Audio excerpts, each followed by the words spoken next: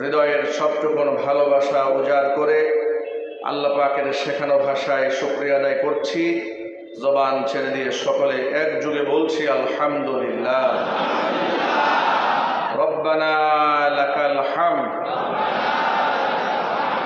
হামদান কাসীরা তাইয়িবান মুবারাকান ফীহি রব্বানা লাকাল হামদু কামা ইয়ানবাগী লিজালালি ওয়াজহিকা ওয়া আযীমি সুলতানিকা। আল্লাহ রাব্বুল আলামিন আমাদের জুমার নামাজকে কবুল করুন। আমাদের জিন্দগির গুনার খাতা আল্লাহ তাআলা মাফ করে দিন। কাল হাসরের কঠিন ময়দানে এই আয়োজন, এই ইবাদত, এই জিকির, আজকার, তাসবিহ, তাহলিল আল্লাহ পাক আমাদের সকলের নাজাতের জারিয়া হিসেবে কবুল করেন। কোরআন মাজিদে আল্লাহ পাক বিভিন্ন সূরায় বিভিন্ন আয়াতে বিগত জীবনের নিয়ামতপ্রাপ্ত বান্দা যারা তাদের ঘটনাগুলো তুলে ধরেছেন। আবার আল্লাহর অবাধ্য হওয়ার কারণে, খোদার দ্রোহিতার কারণে যাদেরকে আল্লাহ পাক শাস্তি প্রদান করেছেন তাদের বর্ণনাও কোরআন সুন্নাহর বিভিন্ন প্রেক্ষিতে আল্লাহ পাক নাযিল করেছেন। নিয়ামতপ্রাপ্ত বান্দাদের মধ্যে যেমন হযরত মারিয়াম আলাইহাস সালাতু ওয়াসসালাম আল্লাহ পাকের নিয়ামতপ্রাপ্ত বান্দি, লুকমান আলাইহিস সালাতু ওয়াসসালাম আল্লাহ পাকের নিয়ামতপ্রাপ্ত বান্দা, খিজির আলাইহিস সালাতু ওয়াসসালাম আল্লাহ পাকের নিয়ামতপ্রাপ্ত বান্দা। তাদের জীবনী ছাড়াও অসংখ্য মাহবুব পিয়ারা বান্দাদের কিসাস আল্লাহ পাক কোরআনে উল্লেখ করেছেন।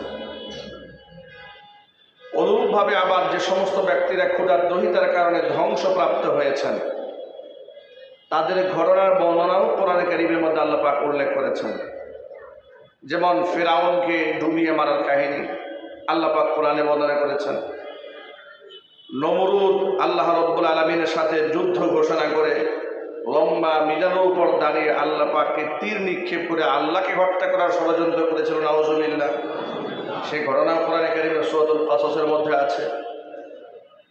হস্তি বাহিনীর ঘটনা, কাবা ঘর ধ্বংস করতে এসে কিভাবে তারা আল্লাহ পাকের গজবে নিপতিত হয়েছিল সে কাহিনীও আল্লাহ কোরআনে উল্লেখ করেছেন। আমি আজকে আপনাদের হৃদয়ের গহীনে দীর্ঘদিনের লালিত একটি প্রশ্ন এবং তার সুরাহা কোরআনে কারীম থেকে আপনাদের সামনে আলোচনা করছি। আমরা বলি ইনশাআল্লাহ। মানুষের দীর্ঘদিনের একটা প্রশ্ন হচ্ছে যে কাবা ঘর আল্লাহ তাআলা রক্ষা করেছিলেন আবাবিল দিয়ে, তয়রান আবাবিল, ঝাঁকে ঝাঁকে পাখি পাখি আল্লাহ তাআলা কাবা ঘর রক্ষা করলেন, কিন্তু মসজিদে আকসাতে অসংখ্য মানুষ মারা যাচ্ছে ফিলিস্তিনে। সেই মসজিদে আকসাকে আল্লাহ রক্ষা করেন না কেন? কথা বলতে হবে, ঠিক কিনা বলেন? বদর প্রান্তরে ৩১৩ জন এত বড় সাহায্য প্রাপ্ত হলেন, গোটা মুসলিম বিশ্বে এত মুসলমান আল্লাহ পাকের রহমত থেকে বঞ্চিত হয় কেন? যে ৩১৩ জনকে আল্লাহ পাক সাহায্য করেছিলেন সে আল্লাহ পাক এখনো আছেন না? আরো জোরে বলুন, আল্লাহ পাকের কুদরত আছে না? আছে। এই কঠিন প্রশ্নের সুরাহা আমরা কোরআন এবং সুন্নাহ থেকে জাগানোর চেষ্টা করব। আমরা বলি ইনশাআল্লাহ। দেখুন, কাবা ঘর আবরাহা বাদশাহ যখন ধ্বংস করার জন্য মনস্থ করেছিল তার একটি প্রেক্ষাপট ছিল। নবী ঈসা আলাইহিস সালাতু ওয়াস সালাম থেকে মুহাম্মদ সাল্লাল্লাহু আলাইহি সাল্লাম পর্যন্ত 570 খ্রিস্টাব্দ, অর্থাৎ প্রায় লম্বা প্রায় 600 বছর পর্যন্ত এই পৃথিবী নবুয়তের আলো থেকে বঞ্চিত ছিল। সরাসরি জামানায় জামানায় আল্লাহ পাক নবী পাঠিয়েছেন। নবী শূন্য কোনো জামানা আল্লাহ রাখেন নাই। সুবহানাল্লাহ। জামানায় জামানায়, হার জামানায় আল্লাহ পাক নবী রাসূল পয়গম্বর পাঠিয়েছেন মানুষকে সঠিক পথে দিশা দেওয়ার জন্য। যার দরুন কিয়ামতের দিন মানুষকে যখন জাহান্নামে নিক্ষেপ করা হবে, সূরা মুলকের মধ্যে আল্লাহ বলেছেন, কুল্লামা উলকিয়া ফিহা ফাওজুন সাআলাহুম খাজানাতুহা সাদুহা আলাম ইয়াতিকুম নাযীর। যখনই একদল মানুষকে জাহান্নামে অগ্নিগর্ভে নিক্ষেপ করা হবে, সেখানকার দারোয়ান প্রহরী বলবে আলাম ইয়াতিকুম নাযীর, তোমাদেরকে কেউ সতর্ক করার জন্য আসে নাই? লোকেরা বলবে ক্বালু বালা, হ্যাঁ এসেছে তো। ক্বাদ জাআনা নাযীর, আমাদের কাছে সতর্ককারী এসেছিল, আমাদের কাছে নবীরা এসেছে সতর্ক করার জন্য, রাসূলগণ এসেছেন, পয়গাম্বর এসেছেন, কিন্তু আমরা তাদেরকে মিথ্যা প্রতিপন্ন করেছি, মিথ্যাবাদী বলেছি, গুরুত্ব দেইনি। হার জামানার উলামারা মানুষদেরকে ইসলামের পরে দাওয়াত দিয়েছে, জাহান্নামের ভয়ের ব্যাপারে বলেছে, জান্নাতের নিয়ামতের ব্যাপারে বলেছে। তাদেরকে বলা হবে আলাম ইয়াতিকুম নাযীর, তোমাদেরকে কেউ সতর্ক করার জন্য আসে নাই। তারা বলবে নিশ্চয়ই এসেছে, কিন্তু ফাকাযযাবানা, আমরা এটাকে অস্বীকার করেছিলাম, তাদেরকে আমরা তিরস্কার করেছি, ভৎসনা করেছি। আয়াত দ্বারা প্রমাণ হয় এমন কোনো জামানা থাকবে না মানুষকে সত্য পথের দাওয়াত দেওয়ার জন্য লোক থাকবে না। প্রতি জামানায় আল্লাহ পাক কাউকে না কাউকে পাঠাবেন। ঈসা আলাইহিস সালাতু ওয়াস সালাম থেকে শুরু করে মুহাম্মদ সাল্লাল্লাহু আলাইহি ওয়াসাল্লাম পর্যন্ত মাঝখানের গ্যাপটাতে 570 খ্রিস্টাব্দে নবী করিম সাল্লাল্লাহু আলাইহি ওয়াসাল্লামের জন্ম হয়। এই এত লম্বা একটা সময়, এই সময়টার মধ্যে আল্লাহ রাব্বুল আলামিন ঈসা এবং মুহাম্মদ সাল্লাল্লাহু আলাইহি ওয়াসাল্লামের মাঝে কোনো নবী রাসূল পাঠান নাই। কিন্তু ঈসা আলাইহিস সালাতু ওয়াস সালামের রেখে যাওয়া তাওহীদ, একাত্মবাদ, এই দাওয়াতের উপরে দুনিয়ার অসংখ্য মানুষ আল্লাহর একাত্মবাদে বিশ্বাস করে আমল করত। তারা ঈসাই ধর্ম পালন করতেন, কারণ ঈসা আলাইহিস সালাতু ওয়াস সালামও এক আল্লাহর ইবাদতের কথাই বলেছেন। জোরে বলেন আল্লাহু আকবার। ঈসা আলাইহিস সালাম বলেন নাই যে তোমরা আল্লাহকে বাদ দিয়ে আমাকে আমার পূজা করো, আমার মায়ের পূজা করো, এটা বলেন নাই। তিনিও আল্লাহর ইবাদতের কথাই বলেছেন। এই যে লম্বা একটা সময় গ্যাপ গেল, গ্যাপ যাওয়ার পরে মানুষ দিক বিদিক বিভ্রান্ত হয়েছে। মানুষ এতটা বিভ্রান্ত হয়েছে যে কাবা ঘর, যে কাবা ঘরটা নির্মাণই করা হয়েছিল হেদায়েতের একটা নিদর্শন হিসেবে, পৃথিবীর প্রথম জমিনে প্রথম ঘর, ইন্না আউওয়ালা বাইতিন বুদিআ লিন-নাসি লাল্লাযী বিবাক্কাতা মুবারাকান ওয়া হুদাল লিল আলামিন। কাবা ঘরটা একদিক থেকে বরকতপূর্ণ, আবার আরেক দিক থেকে মানুষকে সঠিক পথে দিশা দেয় এই কাবা ঘর। সেই কাবা ঘরের মধ্যেই, যে কাবাঘর পুনর্নির্মাণ করেছিলেন নবী ইব্রাহিম আলাইহিস সালাতু ওয়াস সালাম, যিনি মূর্তি ভাঙার অপরাধে তাকে দেশ থেকে হিজরত করতে হয়েছিল, মূর্তি ভাঙার অপরাধে তাকে অগ্নিকুণ্ডে পড়তে হয়েছিল। মানুষ মূর্খতার কারণে সেই নবী ইব্রাহিম আলাইহিস সালাতু ওয়াস সালামের মূর্তি বানিয়ে তারা কাবাঘরের মধ্যে ঢুকাই যাচ্ছিল। যিনি মূর্তি ভাঙার অপরাধে এলাকা ছাড়লেন, লোকেরা তার মূর্তি বানায় কাবাঘরে ঢুকায় রাখে। কাবাঘর তারা, এই যে কাপড় চোপড় আমরা পরেছি, আমাদের ইহরামের কাপড় পরে কাবাঘর তোয়াফ করি, ঠিক না ভাই? শয়তান বোঝালো এই কাপড় পরে তোমরা ব্যবসা বাণিজ্য করো, মিথ্যা কথা বলো, এই কাপড় পরে তোমরা স্ত্রী সহবাস করো, যে কাপড় পরে তোমরা এত এত কাজ করো, ওই নাপাক কাপড় পরে আল্লাহর সামনে তোমরা কেমনে দাঁড়াইবে? সুতরাং নিরাপদ পদ্ধতি হচ্ছে কাপড় চোপড় খুলে একেবারে জন্মদিবসের ড্রেস পরে আল্লাহর সামনে খাড়ায় যাও। নাউজুবিল্লাহ বলবেন না ভাই? এটা জিহালাত বলে, মূর্খতা। মানে অযৌক্তিক কাজগুলাকে শয়তান যৌক্তিক বানিয়ে দিয়েছে, অসুন্দর কাজগুলাকে শয়তান সাজিয়ে গুজিয়ে সুন্দর বানিয়ে দিয়েছে। শয়তানের সেই ক্ষমতা আছে না নাই? অসুন্দর কাজকে, অশুভ কাজকে শুভ বানায়, অসুন্দরকে সুন্দরভাবে মানুষের সামনে উপস্থাপন করে। তার একটা এক্সাম্পল আপনাদেরকে দিই। কিছুদিন আগে বাংলাদেশের চলচ্চিত্র জগতের কোনো এক নায়িকা, নামধাম খ্যাত ওই রকম নাই, কিন্তু খুব আলোচিত হয়েছে, একটা খুব খ্যাত একটা ঘটনা ঘটে দিয়েছে। সে কি করেছে? সে বলেছে যে আমি বিবাহ করার আগে 1 বছর আমার স্বামীর সাথে আমি লিভ টুগেদার করেছি, বিবাহ বহির্ভূতভাবে। লিভ টুগেদার কাকে বলে এটা আপনারা অনেকেই, মুরব্বী যারা, অনেকেই বুঝবেন না। লিভ টুগেদার হচ্ছে বিবাহ বহির্ভূতভাবে স্বামী স্ত্রী সুলভ, একেবারে স্বামী স্ত্রী যেভাবে ঘর সংসার করে এক ছাদের নিচে, ঠিক ওইভাবে এক ছাদের নিচে ঘর সংসার করা, বিবাহ ছাড়া। 1 বছর পরিমাণ এইভাবে স্বামী স্ত্রী থাকার পরে তারা মনের সাথে বোঝা পরামর্শ করে যে উনাকে বিবাহ করলে সংসারটা টিকবে কিনা। উনি বলছে আমি 1 বছর ওনার সাথে লিভ টুগেদার করেছি, যখন বুঝলাম যে হ্যাঁ বনিবনা হয়, বিবাহ করা যায়, তখন আমি তাকে বিবাহ করার সিদ্ধান্ত গ্রহণ করেছি, তখন তাকে আমি বিবাহ করেছি। ঘৃণার সাথে বলেন নাউযুবিল্লাহ। এই কথা বলার সময় তিনি আবার বলছেন যে প্রথম এই ব্যাপারে আমার বাবা মা আত্মীয় স্বজন তারা আমাকে এটাকে খুব বাজেভাবে দেখেছে, খারাপ দেখেছে, কিন্তু এক সময় তারা স্বাভাবিকভাবে মেনে নিয়েছে। আর এটা এক সময় এই দেশের মধ্যে স্বাভাবিক হয়ে যাবে, লিপ্ত হয়ে যাবে, উনি বলতেছেন। এই কথা বলার কারণে হাইকোর্ট থেকে তার ব্যাপারে নোটিশ জারি করা হয়েছে, রুল জারি করা হয়েছে, তিনি যেন নিঃশর্ত ক্ষমা প্রার্থনা করেন এই ব্যাপারে। কারণ এই দেশে সে লিভ টুগেদারের কথা বলে একদিক থেকে ধর্মীয় কালচারের উপর আঘাত এনেছে, বাংলাদেশের সাধারণ মানুষের যে সংস্কৃতি সেই সংস্কৃতির মধ্যেও সে আঘাত এনেছে। একটা মানুষ যদি হিন্দুও হয়, বৌদ্ধও হয়, খ্রিস্টানও হয়, এরপরেও তারা বিবাহ বহির্ভূত সংসার করে না। কথা বলেন ঠিক কিনা? তাহলে সে যে কাজটা করেছে এটা আমাদের দেশের কালচারের সাথে যায় না। এই কালচারটা পশ্চিমাদের সাথে যায়, যেখানে ফ্রি মিক্সিং চলে, বিবাহ বহির্ভূত অবৈধ জিনা ব্যভিচার চলে, ওই সমস্ত দেশে চলে। কিন্তু ওই দেশের এই নিকৃষ্ট কালচারটা বাংলাদেশে এনেছে এবং সে বলল এটা খুব একটা মজাদার ব্যাপার, বিবাহ ছাড়া একসাথে সংসার করা নাকি খুব মজার ব্যাপার। নাউজুবিল্লাহ যদি বলেন।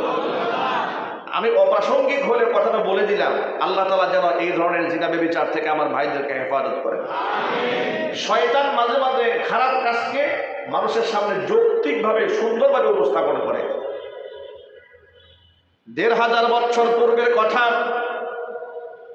জাহিলি যুগে এইভাবে শয়তান মানুষদেরকে বিভ্রান্ত করেছিল যে কাবা ঘর তোমাদের পিতা ইব্রাহিম আলাইহিস সালাতু ওয়াস সালাম বানিয়েছিলেন, ওই কাবা ঘর তোমরা তোয়াফ করতে যাবে, যেই কাপড় পরে তোমরা ব্যবসা করো ওই কাপড় পরে তো আর যাওয়া যাবে না, কারণ ওই কথা ওই পোশাক পরে তোমরা মিথ্যা কথা বলেছ।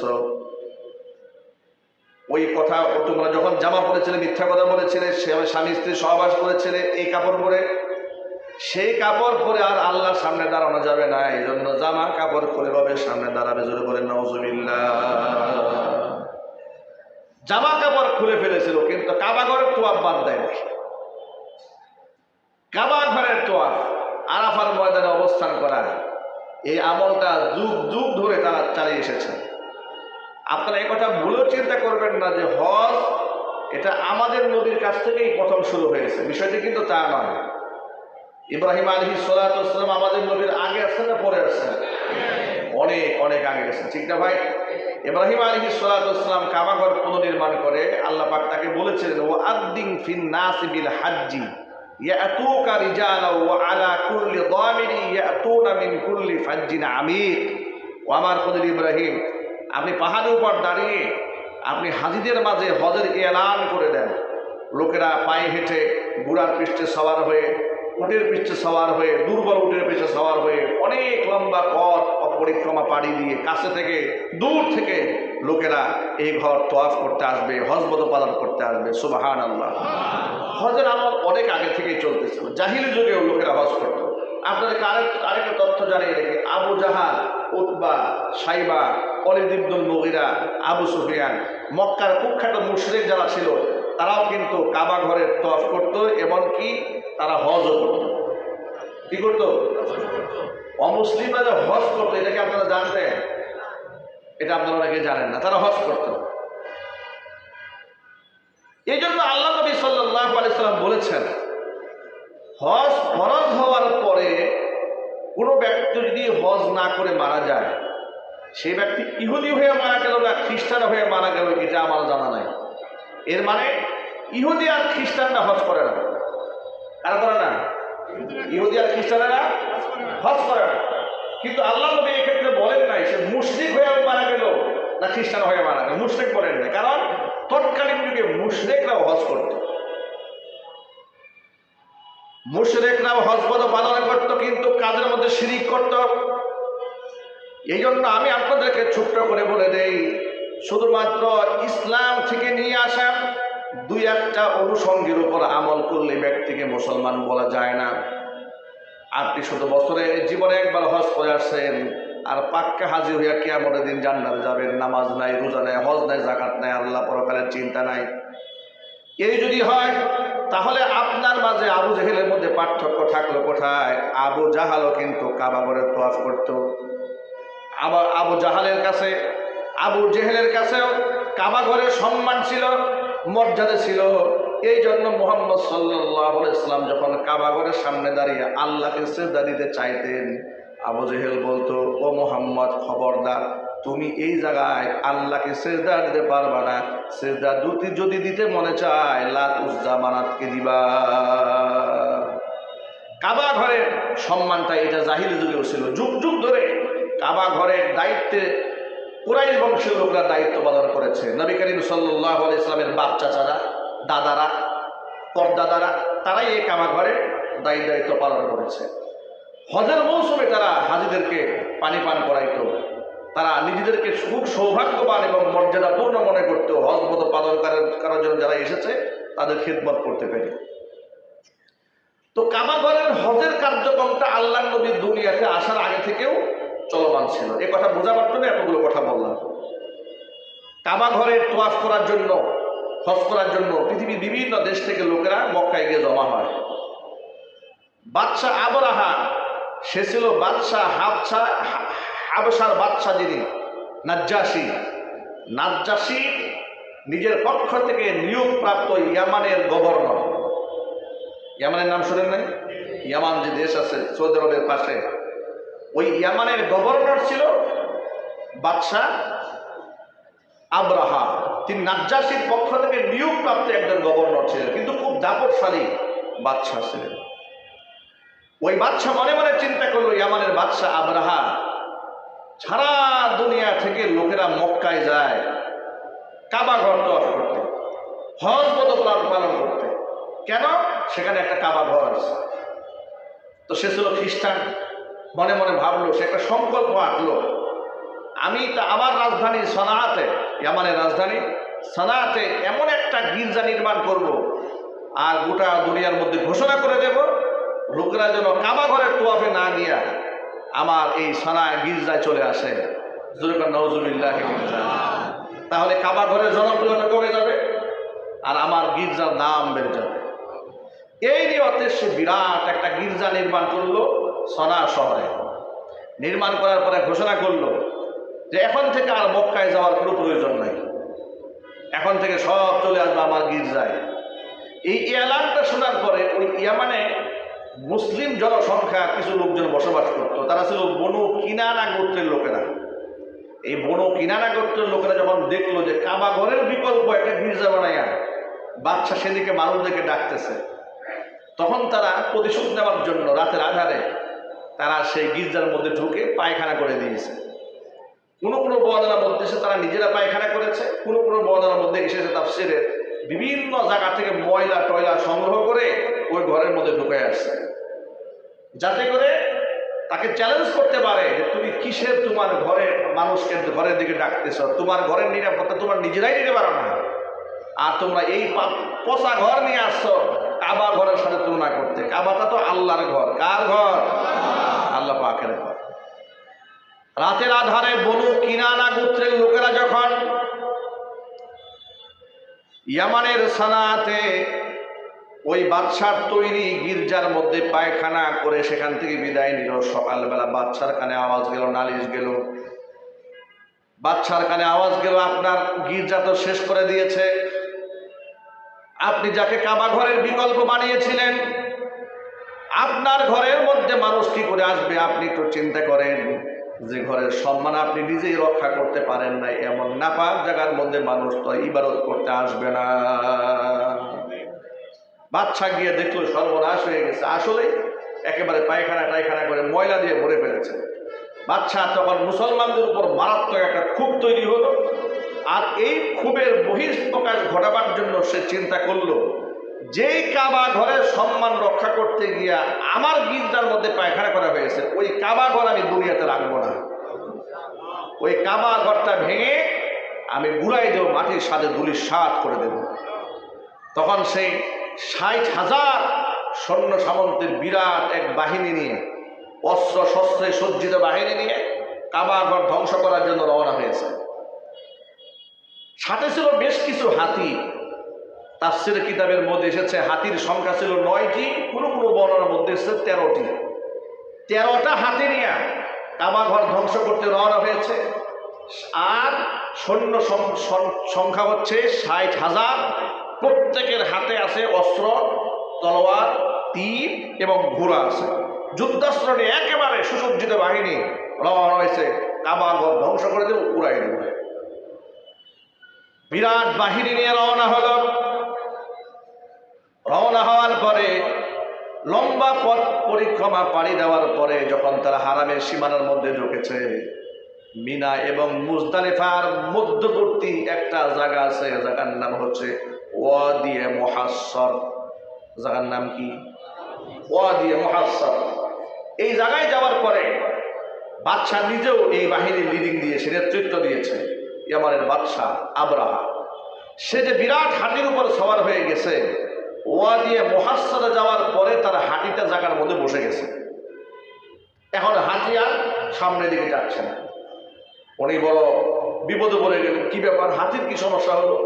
হাতিও যায় না, আর পেছনে যারা অ্যাডভান্স হয়ে সামনে যাওয়ার তো কোনো সুযোগ নাই। আগে তো লিডার যাবে, এরপর অন্যরা যাবে। হাতি বসে গেছে, পিছনে সব হাতি বসে পড়েছে। হাতি যখন বসে পড়েছে, ঘোড়াগুলো একটা সামনে বাড়ায়, সবগুলো শুধু দাঁড়ায় আছে।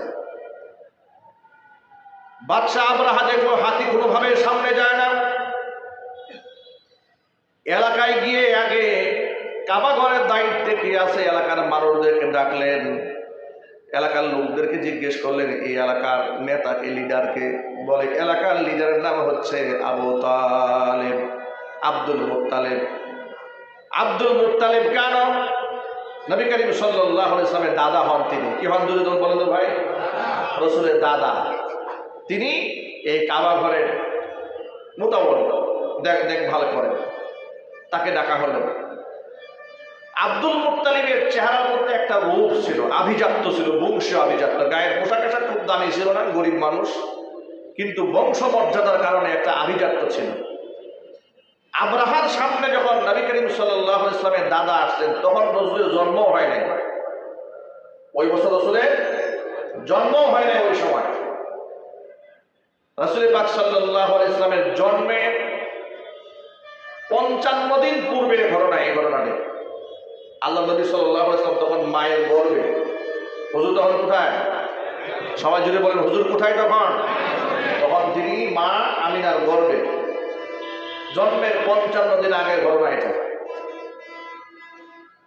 আব্দুল মুত্তালিবকে সামনে আনা হলো।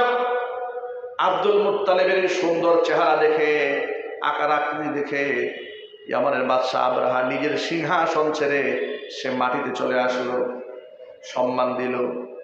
সম্মান দিয়ে জিজ্ঞেস করলো, এই কাবা ঘরের দায়িত্ব কে পালন করে? বলে আমি পালন করি। তা আপনি পালন করেন? বলে হ্যাঁ।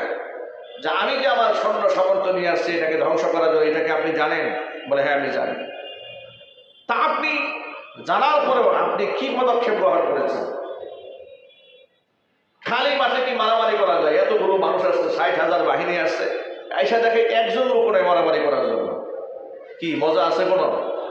কথা বুঝে নেই আপনারা? মনে করেন 60,000 লোক আছে, অস্ত্র শস্ত্রে মারামারি করতে, যুদ্ধ করতে আসছে। এসে দেখে তাদের বিপক্ষে দাঁড়াবার জন্য একজন মানুষও নাই। এই যুদ্ধে কোনো মজা আছে? মজা নাই।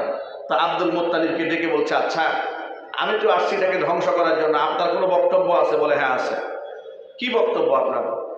আমার বক্তব্য হচ্ছে যে আপনার সৈন্য সামন্তরা এসে প্রথমে যে কাজগুলা করেছে, ওই টাউন ভূমিতে মরুপালের মধ্যে আমার কিছু ভেড়া, বকরি, দুম্বা এগুলো ছিল, ছাগল টাগল ছিল। আপনার সৈন্য সামন্ত সবগুলো ছাগল নিয়ে গেছে। আমার দাবি হচ্ছে যে সমস্ত ছাগলগুলো নিয়ে গেছে, ভেড়াগুলো নিয়ে গেছে, আমার ফেরত দেন। এটা শুনে আবরাহার মেজাজ আরো খারাপ হয়ে গেছে। আমি তো আপনাকে শিক্ষিত জ্ঞানী মনে করেছিলাম, এই জন্য আমি সিংহাসন ছেড়ে নিচে আসছি, কিন্তু আপনার মাথায় তো গোবর ছাড়া কিছু নাই। কিন্তু বুঝতে পারি না, আপনি কাবা ঘরের মতো বললি আমি আসছি কাবা ঘর ভাঙতে, আপনি একবারও কাবা ঘরে কথা কিছু বললেন না, আমাকে অনুরোধ করলেন না যে আপনি ভাঙবেন না, আইসেন না সামনের দিকে। এটা না বলে আপনি আমার কাছে ছাগল চাচ্ছেন। কাবা ঘরের চাইতে কি আপনার কাছে ছাগলের গুরুত্ব বেশি হয়ে গেল? আব্দুল মুত্তালিব জবাব দিয়ে বলছেন, বাদশা শোনেন, কাবা ঘরের একজন মালিক আছে।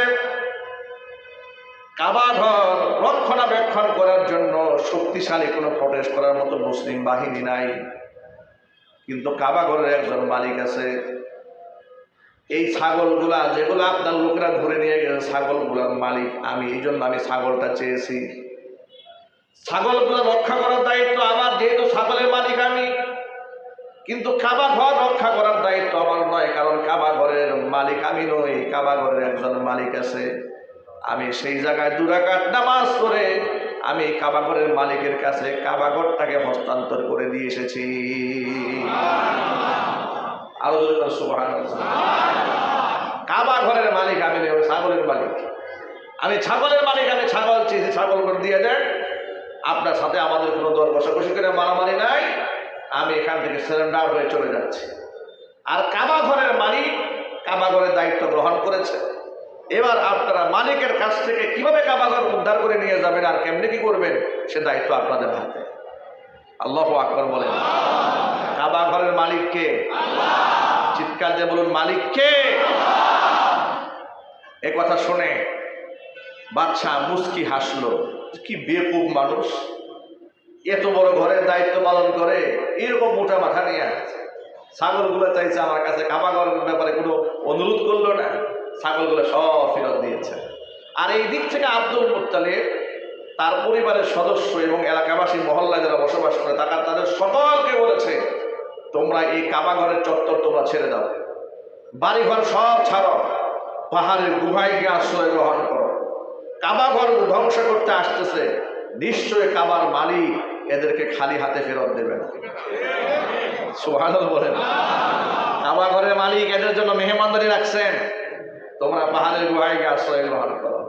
নারী পুরুষ আবার বৃদ্ধা বনিতা যেগুলো ছিল সংখ্যায় একবারে সীমিত, সব পুরায় গুহার মধ্যে ঢুকেছে, আশ্রয় গ্রহণ করেছে, পুরো কাবা চত্বর ফাঁকা করে দিয়েছে।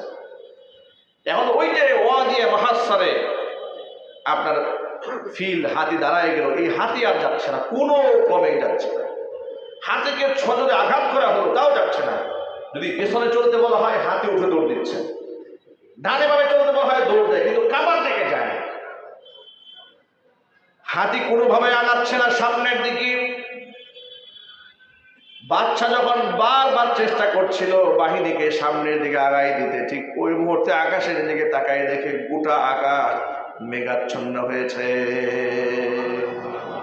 একেবারে আকাশ কালো হয়ে আসতেছে, মনে হচ্ছে মেঘ বৃষ্টি বর্ষণ করবে, কিন্তু সেগুলা মেঘ নয়।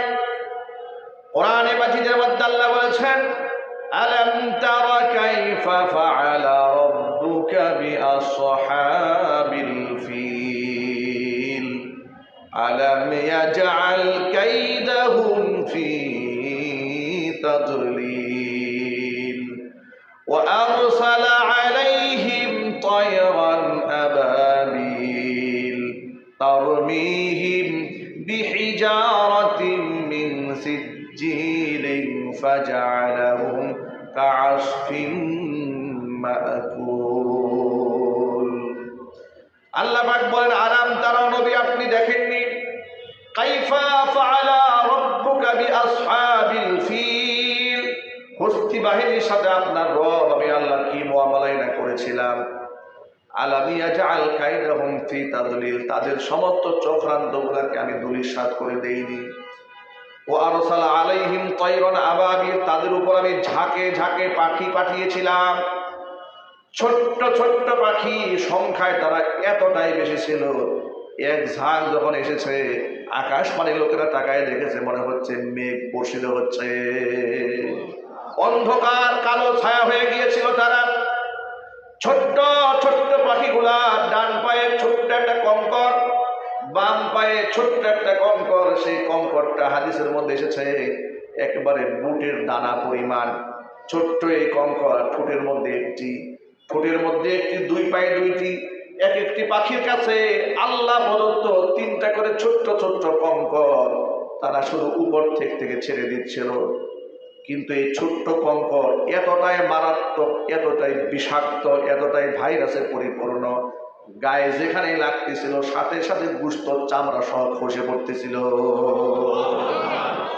যে হাতির উপর পড়েছে, হাতির নাড়ি ভুঁড়ি ছিদ্র হয়ে জমিন পর্যন্ত দেবে গিয়েছে। যে সৈন্যের মাথার উপর পড়েছে, গোটা মাথা পেট নাড়ি ভুঁড়ি ছিদ্র হয়ে জমিনের মধ্যে পড়ে যাচ্ছে। বৃষ্টির মতো এগুলা যখন পড়ছে, 60,000 সৈন্য সামন্ত পাগলের মতো দিক বিদিক দৌড়াচ্ছে। অবস্থা এমন হয়েছে, যার গায়ে সামান্য খালি কম করে একটা ঘষা লেগেছে, ঘষা লাগা মাত্র গুষ্ঠগুলা পচে রক্ত বের হয়ে যাচ্ছে মুহূর্তের মধ্যে।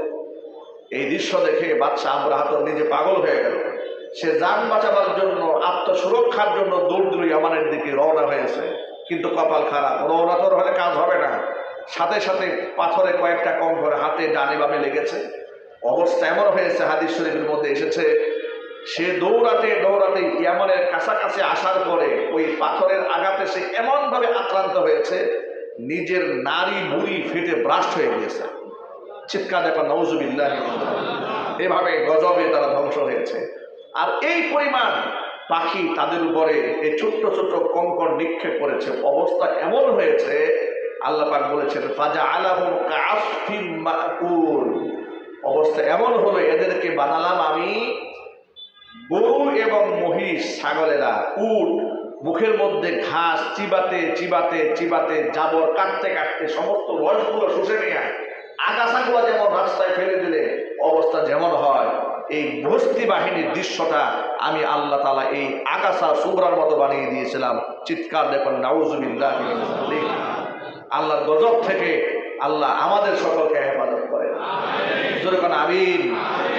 প্রশ্ন হলো যে আল্লাহ তাআলা তার কাবা ঘরকে ১৫০০ বছর আগে এইভাবে রক্ষা করলেন তয়রুন আবাবিল দিয়ে, এখন আল্লাহ তাআলা মসজিদে আকসাকে তয়রুন আবাবিল দিয়ে রক্ষা কেন করেন?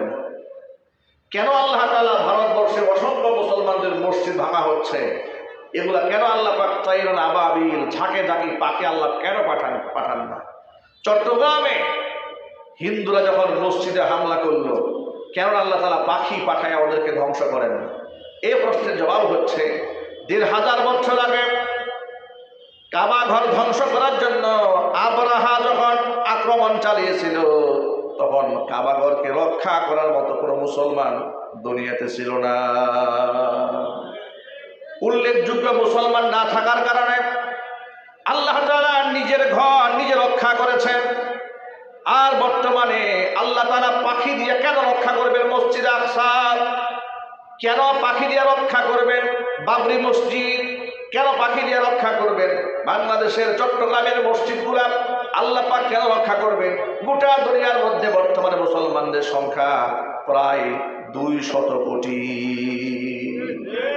সুবহানাল্লাহ, আল্লাহু আকবার বলেন। এই প্রায় ২০০ কোটি মুসলমানের দায়িত্ব কি? আপনারা বলেন, কি দায়িত্ব রয়েছে মুসলমানদের? আজকে যেখানে সিরিয়াতে মুসলমানরা না খেয়ে মরতেছে, যেখানে ফিলিস্তিনের মাটিতে প্রচন্ড শীতে, বৃষ্টিতে, অনাবৃষ্টিতে বিধ্বস্ত যুদ্ধ বিধ্বস্ত এলাকার মধ্যে মুসলমানদের কি নিদারুণ জীবনযাপন। যারা আপনারা বিশ্ব সম্পর্কে খবর রাখেন তারা আপনারা জানেন, সর্বশেষ একটা হসপিটাল ছিল গাজাতে, সেই হাসপাতালটাও ইসরায়েলের ইহুদিরা ভেঙে গুড়িয়ে দিয়েছে। মানে তারা এখন মরবে, চিকিৎসারও জায়গা নাই। তারা যে জীবিকা নির্বাহ করবে, খাবার নাই। যারা এক সময় বিলাসবহুল জীবনযাপন করেছে, পাথর চেটে জীবনযাপন করছে, কঙ্কাল হয়ে যাচ্ছে। ঠিক যে মুহূর্তে ইসরায়েলি পশু সৈন্যরা ফিলিস্তিনের গাজার অসহায় মুসলমানদেরকে ধ্বংস করে দিচ্ছে, ঠিক ওই মুহূর্তে মুসলিম বিশ্বের রাজা বাচ্চাদের বিলাসী জীবনের দিকে একটু তাকায় দেখেন। এই যে 31st নাইট উদযাপন হলো, 2025 উদযাপিত হলো, অবস্থা কেমন হয়েছে? দুবাইয়ের বুরুজ খলিফাতে কি বিশাল অনুষ্ঠান করা হয়েছে, কি লাইটিং, কি আতশবাজি। পৃথিবীর এখনো কোনো বিলাসিতা নাই যা ওরা করছে না। Billion, million, trillion, crore crore ডলারের মালিক হয়েছে তারা। এই সব সম্পদ কে দান করেছেন? আরব বিশ্বের মাটিতে আল্লাহ পাক এই সম্পদ দান করেছেন। ওরা একটা খেলোয়াড়ের পেছনে হাজার হাজার কোটি টাকা ব্যয় করে। বিদেশ থেকে আপনার টুর্নামেন্ট খেলার জন্য খেলোয়াড় নিয়ে আসে, রোনালদোকে ভাড়া করে নিয়ে আসে, মেসিকে ভাড়া করে নিয়ে আসে, বড় বড় তারকাদেরকে নিয়ে আসে। দুবাইয়ের মাটিতে মুসলমানদের এই নিয়ামতটা আল্লাহ পাক দিয়েছেন, কথা বলতে হবে, ঠিক কিনা বলেন? আজকে সে মুসলমানরা মার খাচ্ছে, আর এখানে মুসলমানদের বিলাসিতার কোনো শেষ নাই, বিলাসিতার কোনো শেষ নাই। গোটা পৃথিবী আমেরিকারা, পশ্চিমার লোকেরা সবসময় শুধু গণতন্ত্রের কথা বলে আমাদের গরিব দেশের মধ্যে নসিহত খয়রাত করে। সৌদি আরবে কি গণতন্ত্র আছে? আরো যদি বলেন, সেখানকার রাজতন্ত্রের বিরুদ্ধে ওরা কথা বলে না কেন? সেখানে রাজতন্ত্রের বিরুদ্ধে কথা বলবে না, কারণ সেখান থেকে কি পরিমাণ পেট্রোল, কি পরিমাণ অকটেন, কি পরিমাণ তেল, এই খনিজ পদার্থগুলো তারা লুটপাট করে খাচ্ছে। কি পরিমাণ স্বর্ণ সৌদির মাটি থেকে তারা আমেরিকার মাটিতে মজুত করেছে, কি পরিমাণ তেল তারা সিরিয়ার মাটি থেকে আমেরিকার মাটিতে মজুত করেছে, ইরাকের মাটি থেকে কি পরিমাণ তেল তারা নিয়েছে, তার কোনো সীমা নাই। গোটা পৃথিবীর মধ্যে একটা স্লোগান তারা তুলেছিল, মুসলিম মৌলবাদ, মুসলিম জঙ্গিবাদ, মুসলিম মৌলবাদ, এই কথা বলে বলে। আচ্ছা আপনারা বলেন, একটা যুক্তিতে আসেন, আমি মুসলমান হিসেবে যদি মৌলবাদ হয়ে থাকি, যদি আমি কাফেরদের জন্য ত্রাস হয়ে থাকি, আমার বোমাটাকে আমি মুসলমানকে মারবো না কাফেরদের মারবো? একটু জুড়ে বলেন। এটা একটা স্বাভাবিক কথা।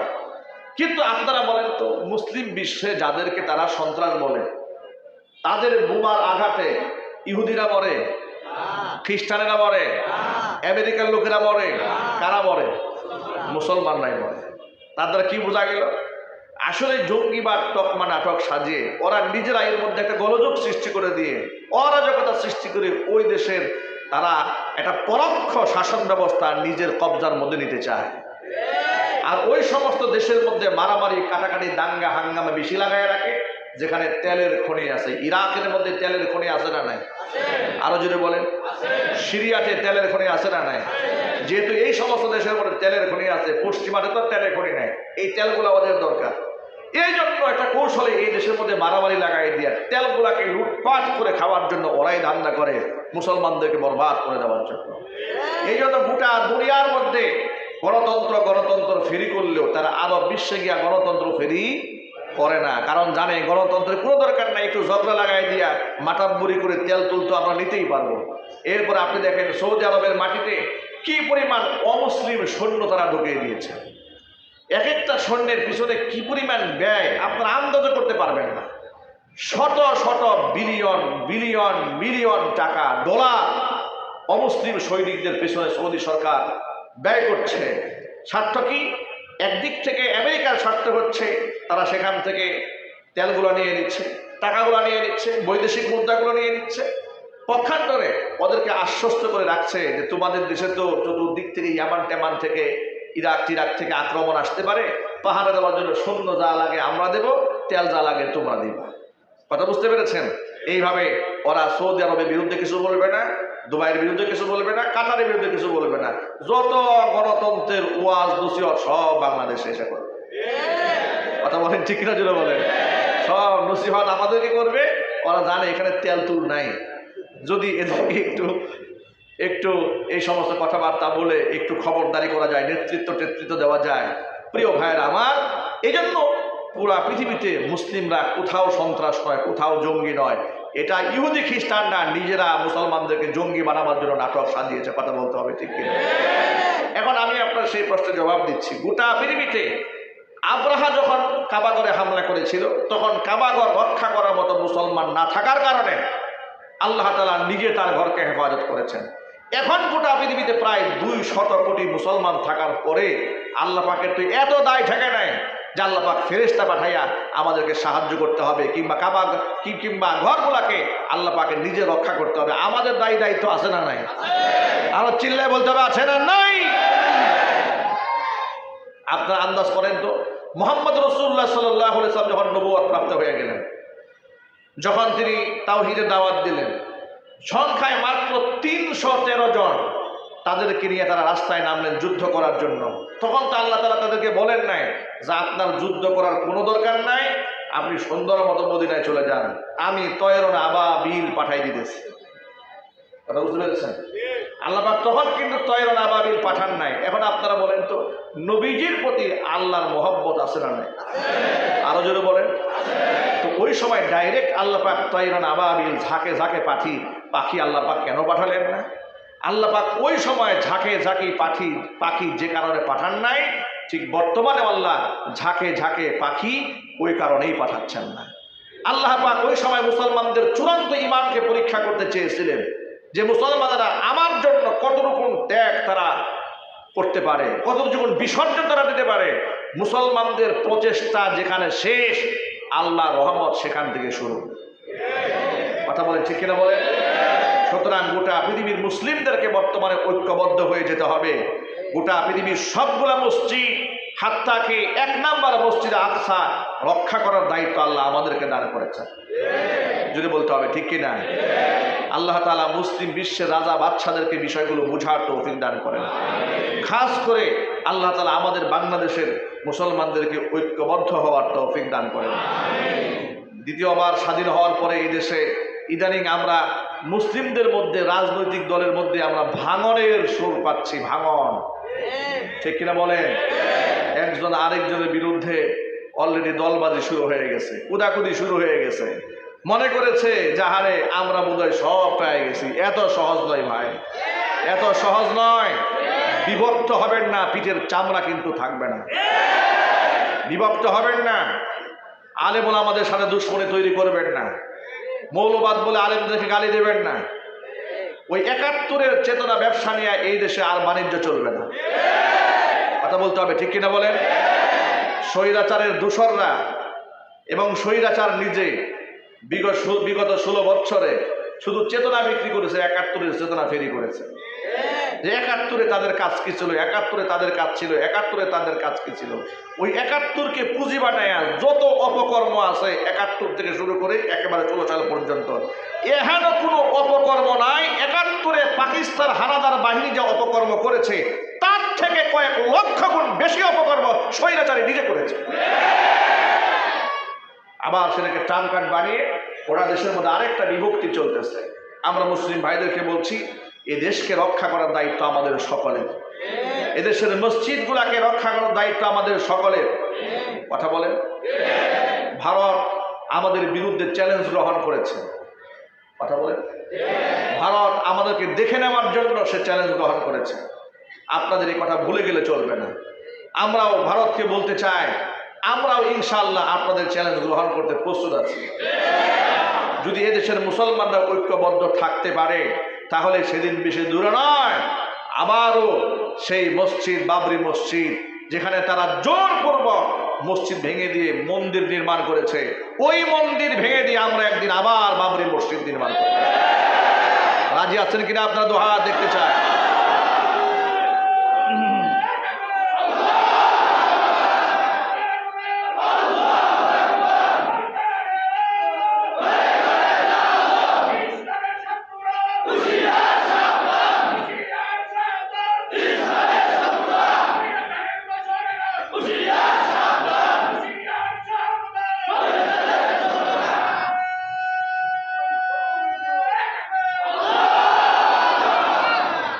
অনেকেই মনে করেছেন যে স্বৈরাচারের দূষরদের সাথে একটু আঘাত করে চললে আমার পিঠটা বাঁচবে।